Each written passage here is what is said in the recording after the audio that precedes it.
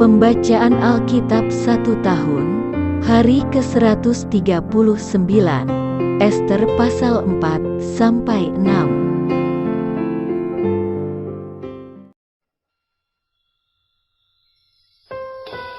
Ester pasal 4 ayat 1-17. Usaha Mordekai untuk menolong orang Yahudi. Setelah Mordekai mengetahui segala yang terjadi itu, ia mengoyakkan pakaiannya, lalu memakai kain kabung dan abu. Kemudian keluar berjalan di tengah-tengah kota, sambil melolong-lolong dengan nyaring dan pedih. Dengan demikian datanglah ia sampai ke depan pintu gerbang istana raja. Karena seorang pun tidak boleh masuk pintu gerbang istana raja dengan berpakaian kain kabung. Di tiap-tiap daerah, kemana titah dan undang-undang raja telah sampai, ada perkabungan yang besar di antara orang Yahudi, disertai puasa dan ratap tangis. Oleh banyak orang dibentangkan kain kabung, dengan abu sebagai lapik tidurnya.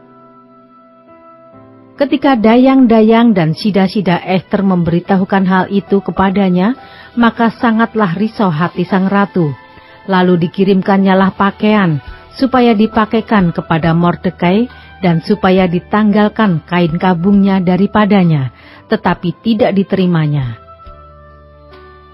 Maka Ester memanggil Hatah, salah seorang sida-sida raja yang ditetapkan baginda melayani dia, lalu memberi perintah kepadanya menanyakan Mordekai untuk mengetahui apa artinya dan apa sebabnya hal itu. Lalu keluarlah Hatah mendapatkan Mordekai di lapangan kota yang di depan pintu gerbang istana raja. Dan Mordekai menceritakan kepadanya segala yang dialaminya, serta berapa banyaknya perak yang dijanjikan oleh Haman akan ditimbang untuk perbendaharaan raja sebagai harga pembinasaan orang Yahudi. Juga salinan surat undang-undang yang dikeluarkan di Susan untuk memunahkan mereka itu diserahkannya kepada Hatah, supaya diperlihatkan dan diberitahukan kepada Ester. Lagi pula Hatah disuruh menyampaikan pesan kepada Ester, supaya pergi menghadap raja untuk memohon karunia-Nya dan untuk membela bangsanya di hadapan baginda. Lalu masuklah Hatah dan menyampaikan perkataan Mordekai kepada Ester. Akan tetapi Ester menyuruh Hatah memberitahukan kepada Mordekai. Semua pegawai raja serta penduduk daerah-daerah kerajaan mengetahui bahwa bagi setiap laki-laki atau perempuan yang menghadap raja di pelataran dalam dengan tiada dipanggil, hanya berlaku satu undang-undang, yakni hukuman mati. Hanya orang yang kepadanya raja mengulurkan tongkat emas yang akan tetap hidup. Dan aku selama 30 hari ini tidak dipanggil menghadap raja. Ketika disampaikan orang perkataan Ester itu kepada Mordekai, maka Mordekai menyuruh menyampaikan jawab ini kepada Ester. Jangan kira karena engkau di dalam istana raja, hanya engkau yang akan terluput dari antara semua orang Yahudi. Sebab sekalipun engkau pada saat ini berdiam diri saja, bagi orang Yahudi akan timbul juga pertolongan dan kelepasan dari pihak lain, dan engkau dengan kaum keluargamu akan binasa.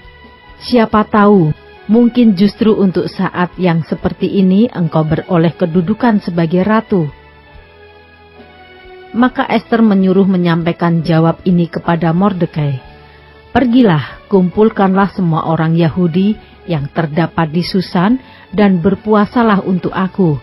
Janganlah makan dan janganlah minum 3 hari lamanya, baik waktu malam, baik waktu siang.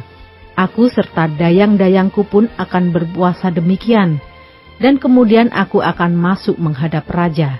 Sungguh pun berlawanan dengan undang-undang. Kalau terpaksa aku mati, biarlah aku mati. Maka pergilah Mordekai dan diperbuatnyalah tepat seperti yang dipesankan Ester kepadanya.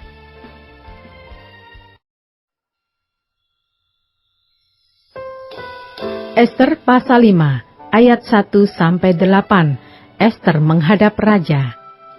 Pada hari yang ketiga, Ester mengenakan pakaian ratu. Lalu berdirilah ia di pelataran dalam istana raja, tepat di depan istana raja. Raja bersemayam di atas tahta kerajaan di dalam istana, berhadapan dengan pintu istana itu. Ketika raja melihat Ester sang ratu berdiri di pelataran, berkenanlah raja kepadanya, sehingga raja mengulurkan tongkat emas yang di tangannya ke arah Ester. Lalu mendekatlah Ester dan menyentuh ujung tongkat itu. Tanya raja kepadanya, "Apa maksudmu, hai Ratu Ester, dan apa keinginanmu? Sampai setengah kerajaan sekalipun akan diberikan kepadamu." Jawab Ester, "Jikalau baik pada pemandangan raja, datanglah kiranya raja dengan Haman pada hari ini ke perjamuan yang diadakan oleh hamba bagi raja." Maka titah raja, "Suruhlah Haman datang dengan segera, supaya kami memenuhi permintaan Ester." Lalu raja datang dengan Haman ke perjamuan yang diadakan oleh Ester. Sementara minum anggur, bertanyalah raja kepada Ester, "Apakah permintaanmu? Niscaya akan dikabulkan. Dan apakah keinginanmu? Sampai setengah kerajaan sekalipun akan dipenuhi." Maka jawab Ester, "Permintaan dan keinginan hamba ialah, jikalau hamba mendapat kasih raja, dan jikalau baik pada pemandangan raja, mengabulkan permintaan serta memenuhi keinginan hamba, datang pulalah kiranya raja dengan Haman ke perjamuan yang akan hamba adakan bagi raja dan Haman. Maka besok akan hamba lakukan yang dikehendaki raja."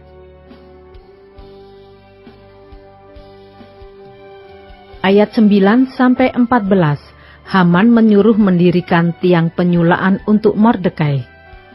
Pada hari itu keluarlah Haman dengan hati riang dan gembira. Tetapi ketika Haman melihat Mordekai ada di pintu gerbang istana raja, tidak bangkit dan tidak bergerak menghormati dia, maka sangat panaslah hati Haman kepada Mordekai. Tetapi Haman menahan hatinya, lalu pulanglah ia ke rumahnya dan menyuruh datang sahabat-sahabatnya dan Zeres istrinya.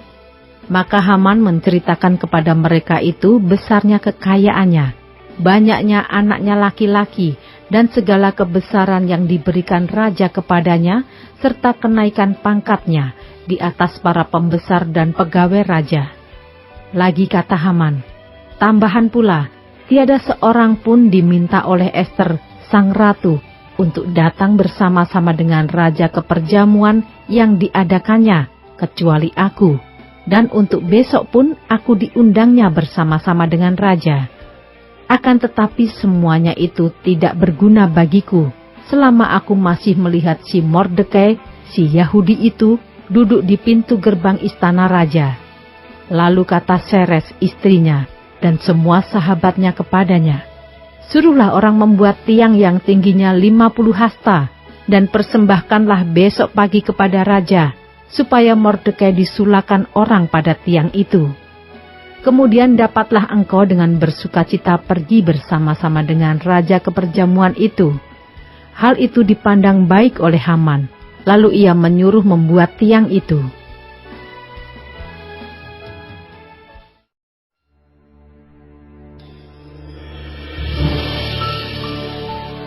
Ester pasal 6 ayat 1-14, Mordekai dihormati. Pada malam itu juga raja tidak dapat tidur, maka bertitahlah baginda membawa kitab pencatatan sejarah, lalu dibacakan di hadapan raja. Dan di situ didapati suatu catatan tentang Mordekai, yang pernah memberitahukan bahwa Bigtan dan Teres, dua orang sida-sida raja yang termasuk golongan penjaga pintu, telah berikhtiar membunuh Raja Ahasiweros. Maka bertanyalah raja, kehormatan dan kebesaran apakah yang dianugerahkan kepada Mordekai oleh sebab perkara itu? Jawab para biduanda raja yang bertugas pada baginda, kepadanya tidak dianugerahkan suatu apapun. Maka bertanyalah raja, siapakah itu yang ada di pelataran? Pada waktu itu Haman baru datang di pelataran luar istana raja untuk memberitahukan kepada baginda bahwa ia hendak menyulakan Mordekai pada tiang yang sudah didirikannya untuk dia. Lalu jawab para biduanda raja kepada baginda, "Itulah Haman, ia berdiri di pelataran." Maka titah raja, "Suruhlah dia masuk." Setelah Haman masuk, Bertanyalah raja kepadanya, apakah yang harus dilakukan kepada orang yang raja berkenan menghormatinya? Kata Haman dalam hatinya, kepada siapa lagi raja berkenan menganugerahkan kehormatan lebih dari kepadaku? Oleh karena itu jawab Haman kepada raja, mengenai orang yang raja berkenan menghormatinya, hendaklah diambil pakaian kerajaan yang biasa dipakai oleh raja sendiri, dan lagi kuda yang biasa dikendarai oleh raja sendiri, dan yang diberi mahkota kerajaan di kepalanya.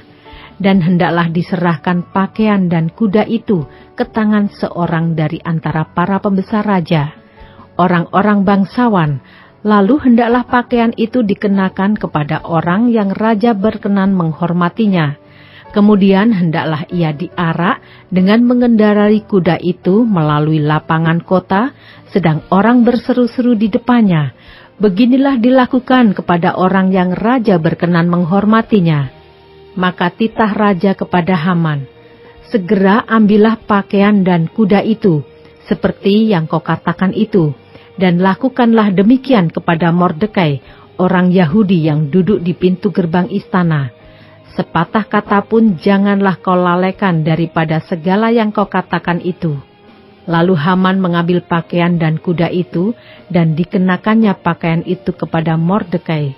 Kemudian diaraknya Mordekai melalui lapangan kota itu, sedang ia menyerukan di depannya, beginilah dilakukan kepada orang yang raja berkenan menghormatinya.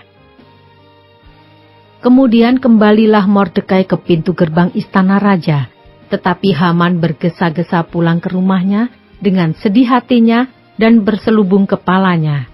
Dan Haman menceritakan kepada Seres istrinya dan kepada semua sahabatnya apa yang dialaminya. Maka kata para orang arif bijaksana dan Seres istrinya kepadanya, jikalau Mordekai yang di depannya engkau sudah mulai jatuh adalah keturunan Yahudi, maka engkau tidak akan sanggup melawan dia, malahan engkau akan jatuh benar-benar di depannya. Selagi mereka itu bercakap-cakap dengan dia, datanglah sida-sida raja, lalu mengantarkan Haman dengan segera ke perjamuan yang diadakan oleh Ester.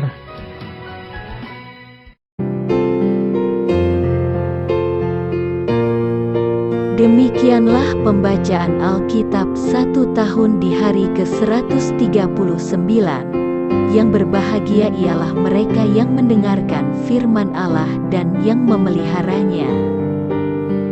Tuhan memberkati. Amin.